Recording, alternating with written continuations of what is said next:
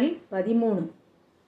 பூத்தவளே புவனம் 14 பூத்த வண்ணம் காத்தவளே, பின் கரந்தவளே கரைக்கண்டனுக்கு மூத்தவளே, என்றும் மூவா முகுந்தற்கு இளையவளே, மாத்தவளே உனையன்றி மற்றோர் தெய்வம் வந்திப்பதே.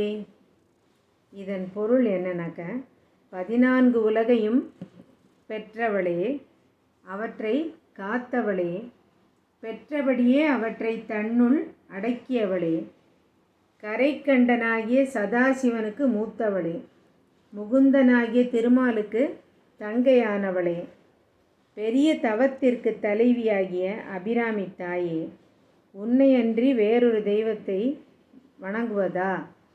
அது எப்படி சாத்தியம் அப்படிங்கிறது தான் அதன் பொருள்.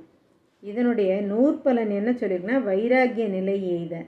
வைராகிய நிலை எய்தனாக்க, நாம் இறைவி ஒருவளே, அபிராமி தாய் மட்டும்தான் அப்படிங்கிற வைராகியத்தை பெற்று அன்னையே எந்நேரமும் தியானிக்கும் அருளை பெறுவது என்று பொருள்.